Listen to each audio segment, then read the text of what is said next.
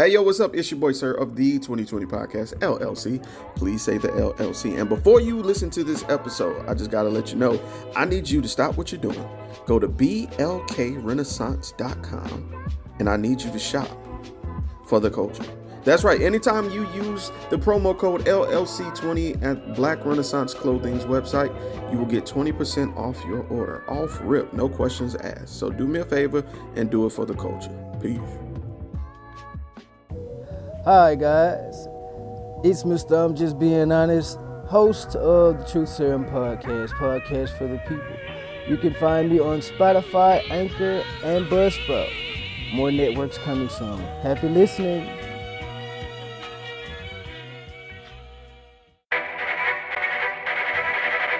The self-destruct sequence has been activated. Repeat, the self-destruct sequence has been activated. This sequence may not be aborted. All employees proceed to the emergency car at the bottom platform. Okay, we lit it just like a fuse, so no need to pick and choose. Welcome to 2020, where we do more than interviews. The hottest be coming through, jumping knowledge on all of you. Get a pick at the front of you with the truth that they offer you. Get hands up, we doing it for the culture. To give artists and businesses more exposure. Keep it real and stay silent just like a boulder. It's about to go all the way down, can't get no lower. Chasing my dreams, know that they get no slower. But if I stay running, I promise they getting closer. Moreover, success my older. And if you're sleeping on me, I'm waking them up like Folgers. I told you, coming from the land with the tide roll. Well, we'll be on a whole different vibe though.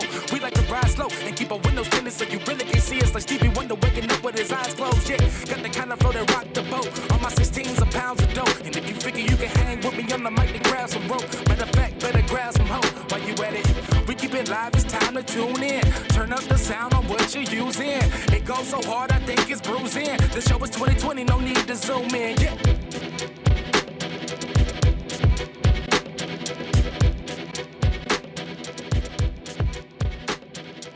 Hey, yo, what's up? It's your boy, sir, of the 2020 Podcast, LLC. Please, indeed, say the LLC. And if it sounds like I just woke up, it's because it just did. I've had the first really great night of sleep I've had in, you might not believe what I'm about to say, but I'm about to say in months. Literal months. That would be transparent moment. Because I got a CPAP. Yep, your boy got a CPAP. And, it was my first night using it, and man, put it to you like this. I slept so good, the position I went to sleep in is the position I woke up in. Yeah, I didn't move at all. But anyway, in light of the newly released footage of Sean P. Diddy Combs attacking Cassie in the hotel room, and let's talk about that for a second. In light of that video, you know what I'm saying, I wanted to make sure that I did what was fair and covered Cassie's, court documents, her statements, and affidavits against Sean Combs, P. Diddy. The reason I want to do that is because I've done Lil Rod's, I've done, Janelle Grant against Vince McMahon. I want to do this because you guys are very interested in this. Now, typically, I'll be honest, this is not typically what I do on this podcast, but I'm interested in it. Not saying I wasn't before. I just didn't know people would want to hear this information, hear my thoughts on it. So thank you guys for your responses, and I'm glad to be able to do that. So just to kind of recap, we are going to be covering the Cassie statement against P. Diddy, the case that was settled out of court, by the way. I just want to repeat that part, out of court. I saw the video, and not only was it horrendous, but it's very telling, right? And I told my girl Ashley this. I said, the problem with this is he called it allegations before. But when you watch the video, right? And he was running down the hallway with a towel, and he was punching Cassie, dragging her, kicking her. He was more concerned with holding his towel up than being spotted on camera beating this girl, or just being caught beating her. Let that sink in. He was more concerned with being naked in the hallway than beating this girl's ass in the hallway. Do you see how fucked up that is? But anyway, I got the document here. This is case document 1 colon 23 CV 10098, filed November 16th of last year, 23. It's 35 pages, and of course, we're not going to read it all, but we're just going to cover the statements sent to the Southern District of New York, Cassandra Ventura against Sean Combs, Bad Boy Entertainment, Bad Boy Records, Epic Records, Comb Enterprises LLC, and Docor. Man, let's get into it. So the first page states, Plaintiff Cassandra Ventura, Miss Ventura, hereby alleges, as for her complaint against defendant Sean Combs, Mr. Combs, Bad Boy Entertainment, Bad Boy Records, Epic Records, Comb Enterprises LLC, Doe Corporations 110 together, as follows. 1. Defendant Sean Combs is a rapper and a record exec popularly known by the stage names Puff Daddy, P. Diddy, or just Diddy. Mr. Combs came to fame in the early 1990s with his record label Bad Boy Records. Of course, everybody knows that. He rose to prominence in the music and entertainment industries over the decades and is regularly referred to as a hip-hop mogul, of course. In 2022, Mr. Combs received a Lifetime Achievement Award at BET Awards. Yeesh. During the acceptance speech, Mr. Combs stated, I have to give a special shout out. Thank you, love, to the people who was really here for me. He named a few people before adding, and also Cassie for holding me down in the dark times, love. That's fucking evil. That's evil. Given this video, you would say something like that. Now, keep in mind, Cassie's got a husband. It seems to be a white guy. She's moved on with life, and you would bring her back up. Let's keep going. The truth, however, is that Cassie, Miss Cassandra Ventura, was held down by Mr. Combs and endured over a decade of his violent behavior and disturbed demands. That was a nice flip. For Miss Ventura, the dark times were those spent trapped by Mr. Combs in the cycle of abuse, violence, and sex trafficking. Among other violent and unlawful acts, Mr. Combs, first, raped Miss Ventura in his own home after she tried to leave him. In her own home, after she tried to leave him. Often punched, beat, kicked, and stomped on Miss Ventura, resulting in bruises, burst lips, black eyes, and bleeding. Blew up a man's car after he learned that he was romantically interested in Miss Ventura. Forced Miss Combs to engage in sex acts with male sex workers while masturbating and filming the encounters. Ran out of his apartment with a firearm in pursuit of a rival industry exec whom he learned was nearby. Demanded that Miss Ventura to carry his firearm in her purse just to make her uncomfortable and demonstrate how dangerous he is, and introduced Miss Ventura to a lifestyle of excessive alcohol, substance abuse, and required her to procure illicit prescriptions to satisfy his own addictions. Miss Ventura met Mr. Combs in 2005 when she was 19 years old and he was 37. Grooming, just off rip grooming. There's no reason under any circumstances that is okay, bro. I know they may have met at this age, but you know how this goes. Old niggas get to flirting and all this shit, and man. He signed her to his label, Bad Boy Records, and within a few years, lured Miss Ventura into an ostentatious, fast-paced, and drug-fueled lifestyle, and into a romantic relationship with him, her boss, one of the most powerful men in the entertainment industry, and a vicious, cruel, and controlling man nearly 2 decades her senior. Damn near a dad. Damn near a dad. You could be her daddy, bro. Mr. Combs asserted complete control over Miss Ventura's personal and professional life, thereby ensuring her inability to escape his hold.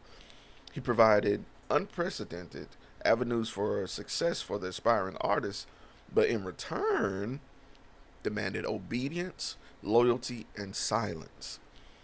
Throughout their relationship, Mr. Combs was prone to uncontrollable rage and frequently beat Miss Ventura savagely. These beatings were witnessed by Mr. Combs' staff and employees of Bad Boy and Mr. Combs' related businesses, but no one dared to speak up against their frightening and ferocious boss. Following these episodes of horrific abuse, Mr. Combs would immediately attempt to hide Miss Ventura and evidence of his violent rage. He often showered her with gifts following the incidents of physical violence, a typical pattern of behavior by serial abusers, i.e., Mr. McMahon's allegations. Because remember, with Janelle Grant, he would send her all this stuff, give her gift cards and all this, basically stuff that would. The reason they do gift cards is because it's harder to track. You see what I'm saying? Is better than just outright going to somewhere, and swiping your card. All right. In addition to the physical assaults, Mr. Combs frequently reminded Miss Ventura of his ability to cause serious harm, whether by requiring her to carry his gun in her purse or by blowing up the car of a musician who was romantically interested in Miss Ventura. I can't remember who this was. I think they said Big Sean by chance. I wasn't 100% sure. Adding insult to injury, Mr. Combs used illegal substances and threats of violence to force Miss Ventura into repeated unwanted sexual encounters with male sex workers. Over the years, Mr. Combs abused Miss Ventura physically and sexually. She again and again tried to escape his tight hold over her life. Every time she hid, Mr. Combs' vast network of corporations and affiliated entities found her, and those who worked for Mr. Combs' companies implored her return to him. Many went as far to explicitly state that her failure to return to Mr. Combs would hinder her success in the entertainment industry. That's crazy that you got affiliates. Name them, bro. Like, don't call them a company. Name them. Put targets on them so this doesn't repeat.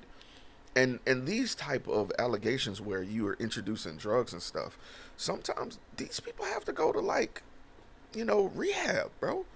You know what I'm saying? Like, some of these people, some of these substances are highly addictive.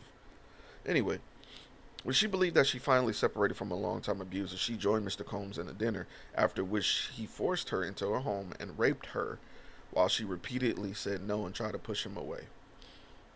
So she tried to get away. She joined him for dinner, and he forced her into her home and raped her. And there's records that show that sometimes when people do this type of activity, they're doing this to establish dominance, to show that I can do this, to get a hold on you. And that's fucking villainous. All right. Miss Ventura has now fully escaped Mr. Combs, but the harm that assaults and sexual abuse caused to her, experienced for nearly a decade, will haunt her forever. That's trauma. She has required intensive medical and psychological care to recover from the trauma she lived through. I can only imagine, Lord. She can now, however, continue to live in silence about what she endured.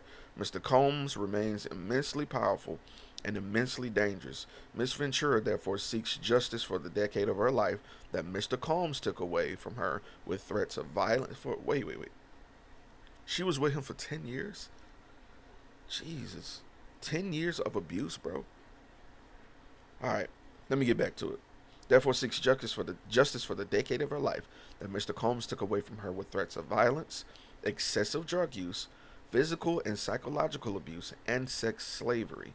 Accordingly, Ms. Ventura brings this action seeking injunctive, declaratory, and monetary relief against the defendants in violation of these federal sex traffic laws. And I can't name them all, y'all. Just know it's really long. Alright, jurisdiction and venue. This court has jurisdiction pursuant, and I'm leaving that out, as this action asserts violation, I'm leaving that out, and therefore raises federal questions regarding the deprivation of plaintiff rights. I want y'all to remember that. This raises federal questions regarding the deprivation of the plaintiff's rights. The court has supplemental jurisdiction over the plaintiff's related claims arising under state and city laws pursuant to those particular laws. So basically, they're saying the shit that happened here should raise some inquisitions from the federal government. Just saying. All right, And the reason they're bringing that up is because the negligence, and this is documented here on part 16. It says the venue proper in this court, because a substantial part of the events or omissions is giving rise to this action, including the unlawful employment practices and intentional and negligent torturous conduct alleged herein occurred in this district. Talking about in your district as a court. All right. Plaintiff Cassandra Ventura is a resident of the states of California and Connecticut, and was employed by defendants Bad Boy Records and then Bad Boy Entertainment. At all relevant times wherein Ms. Ventura met the definition of an employee of the defendants under all relevant statutes. So basically she's saying this should bring federal thoughts into it, because this occurred while she was employed to that company. All right. Defendant Sean Combs, upon information and belief, resides within the state of California.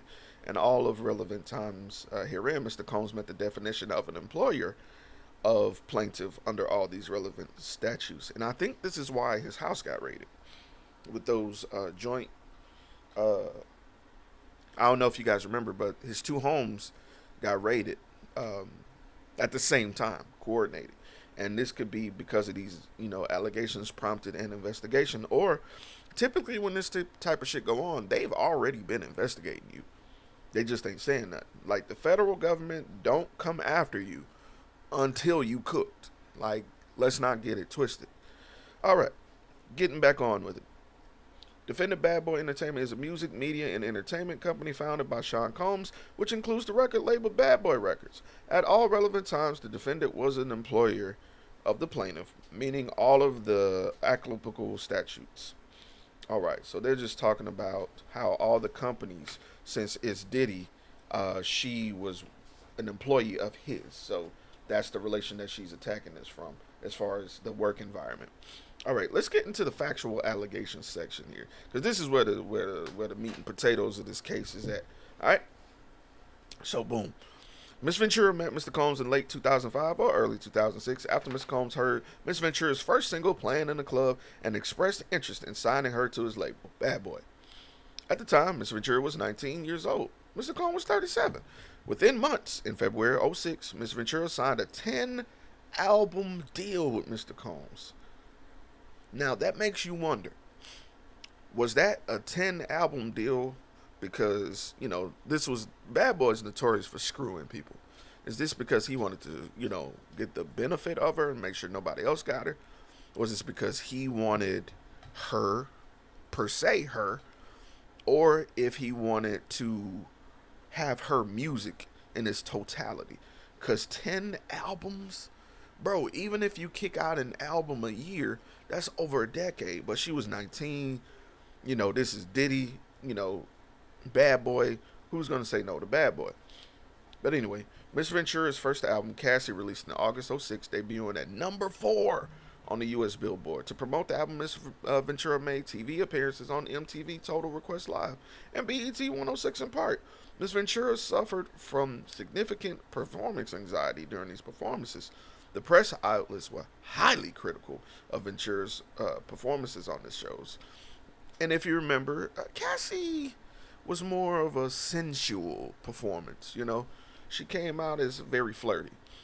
Mr. Combs, however, sought to rehab this newly signed talented, telling MTV News, "You can hear the nervousness in her voice, and to be honest, I kind of smiled at it because it made me really appreciate what I really love about her. She's a regular person. It just made me appreciate that she got nervous. It was kind of cute to me, to be honest. You got to understand that success for her is coming out of nowhere. It's just so huge, and sometimes everybody handles it differently." What clearly paternalistic is noting that it was cute to him how regular Miss Ventura appeared. That does sound like fetish speak. Mr. Combs' comments rang true to some extent. Upon signing with Bad Boy Records, Miss Ventura quickly thrust into the spotlight and was unfamiliar with how to navigate her new celebrity status. Yeah, let's talk about that. Mr. Combs' recognition and glorification of Mrs. Ventura's naivete proved to set the groundwork for his manipulative and coercive romantic and sexual relationship with Miss Ventura, a woman nearly 2 decades his junior. Within a year of signing with Bad Boy, Mr. Combs became deeply entrenched in Miss Ventura's life, almost immediately inserting possession and control over her, and inserting himself into all aspects of her career and personal life. Where were her parents? Not blaming her, I'm genuinely asking where were her parents, or where were her guardians? In November '06, Mr. Combs invited Miss Ventura to perform his song Come to Me along with him at the MTV Europe Music Awards in Copenhagen. After rehearsal for his performance, Mr. Combs walked in a room in a robe with a drink in his hand, flaunting his lavish party lifestyle to his label's newly signed artists. During hair and makeup leading up to the performance, Miss Ventura's hairstylist and Mr. Combs' makeup artist told Miss Ventura that Mr. Combs was interested in Miss Ventura. Miss Ventura shrugged off the gossip and the fact this, and in fact, I'm sorry, this was funny just now reading this. Miss Ventura shrugged off the gossip and in fact expressed disgust given the large age gap between her and the president of the record label. She said, ugh. Emphasizing the age and power dynamic early on in a relationship, Mr. Combs positioned himself as a father figure and protector of Miss Ventura by way of example. Yeah, that does seem kind of creepy. You ease in as a father figure and you're trying to fuck her. It was incest. After returning to New York after a trip to Las Vegas, during which she endured a brief hospital stay, Miss Ventura, who by then was fully healthy, went out to a club with her friends. When Mr. Combs saw her out, he reprimanded her, telling her to go home and take care of herself. At the time, Miss Ventura thought that her record label was looking out for her well-being, and Mr. Combs had her best interest in mind. Mr. Combs also ensured he was entwined with Miss Ventura's personal and social life, for instance, by inviting himself to Miss Ventura's 21st birthday party in Las Vegas. He also brought along famous musicians and producers, thereby flaunting his celebrity status and influence in front of a young girl and impressionable Miss Ventura. Although Mr. Combs knew that Miss Ventura was in a relationship at the time, and even thought he was publicly in a relationship with Kim Porter, Mr. Combs nevertheless pursued Miss Ventura and at an after party in a hotel suite following Miss Ventura's 21st birthday party. Mr. Combs pulled Miss Ventura into a bathroom and forcibly kissed her. Miss Ventura did not consent to this unwanted contact. She immediately ran out of the bathroom and hotel suite and cried. She told her best friend at the time about what happened, but was too scared to tell anyone else. At the Video Music Awards the following day, Miss Ventura's boyfriend at the time joined her and Mr. Combs at the table at the award ceremony. Mr. Combs became angry, telling Miss Ventura that the invitation to the award ceremony was only for her and not for her significant other. Part 2. Mr. Combs lures Miss Ventura into a relationship. Despite her clear rejection of Mr. Combs' advances, Mr. Combs continued to demand Miss Ventura spend time with him, including for a weekend at Mr. Combs' residence in Miami and for nights out in New York City. On one particular night around September 2007, Mr. Combs insisted on taking Miss Ventura out, and Miss Ventura acquiesced, fearing that rejecting Mr. Combs' request would have repercussions for her album deal with Mr. Combs and her company Bad Boy Records. Mr. Combs picked up Miss Ventura from her apartment in Manhattan in a blue luxury vehicle. Miss Ventura was surprised when she got in the car. Mr. Combs was already inebriated. That nigga was drunk. He handed her a pill and told her to take it. When Miss Ventura asked what the pill was, Mr. Combs dismissed her and told her that she would like it. She later learned that the pill was ecstasy, something Miss Ventura would have never tried and did not want to try. This was the first time Mr. Combs got Miss Ventura high. Mr. Combs then proceeded to drive reckless. Oh, he was driving. Mr. Combs then proceeded to drive recklessly at high speeds down the West Side Highway of Manhattan. Miss Ventura was very scared and did not dare object to Mr. Combs, who appeared drunk, high, and agitated. Mr. Combs took Miss Ventura to an upscale lounge in downtown Manhattan, where he had proceeded to get into an altercation with security staff who would not permit Mr. Combs to enter, presumably while he was belligerent. Miss Ventura decided to go home, but for the remainder of the night, Mr. Combs messaged Miss Ventura incessantly, complaining that I'm assuming she left him high and alone. In fall of 2007, Mr. Combs flexed his power and influence when he paid a promoter to create a fake flyer for a party hosted by Miss Ventura. This fake posting allowed Miss Ventura to have an excuse to go to Miami, Florida, and get away from her boyfriend by using the guise of a legit event she had to attend. Miss Ventura was stunned at how easily Mr. Combs was able to recruit others to lie for him. That's crazy. This nigga created a fake event just to get her from her boyfriend. Miss Ventura was uncomfortable with the fake flyer, but the request to go to Miami was made by the owner of the record label. And because she was scared to go against the wishes and face repercussions of her nascent career, Miss Ventura agreed to join Mr. Combs in Florida. During the trip to Miami, Mr. Combs provided Miss Ventura with copious amounts of drugs.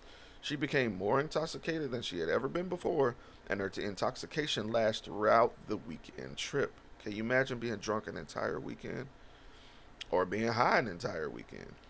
As she wanted Mr. Combs to continue to support her career, she felt she couldn't refuse Mr. Combs urging her to take more drugs. After providing her with drugs, Mr. Combs had sexual intercourse with Miss Ventura during the trip. With 2 years of meeting Mr. Combs, Miss Ventura found herself lured into an immediate circle of her boss, the owner of her record label, and one of the most powerful men in the entertainment industry. So let's recap that. This is just the first 10 pages. So we're about a third through this thing. But he's already estranging her from her boyfriend. He's already, loading her up with drugs. He's already using his power to scare her, showing her what he can do. He's basically just coercing a relationship at this point. But I'm going to stop right here because this is quite about the 30-minute mark. You know what I'm saying? Let me know what y'all think. Do you want me to continue on with these allegations? Keeping in mind, we just saw the video come out about a week and a half ago. What do you think? What are your thoughts? What do you think Diddy's future is going to be after this point? But anyway, this has been your boy, Sir. Stay safe, stay you, and stay tuned. Peace. Can we put your business out in the streets? People be nosy anyway. So, if you're interested in promoting your business, brand, platform, or whatever it is that you want people to know about, hit us up. Or if you're interested in just sponsoring an episode or two of the Underground Queens podcast, feel free to email us at theundergroundqueens with a Z podcast@gmail.com. Again, that's the Underground Queens podcast @gmail.com. Or DM us on Instagram at The Underground Queens, or you can even hit us up on Facebook at Underground Queens. We look forward to working with you and helping putting your business out in the streets.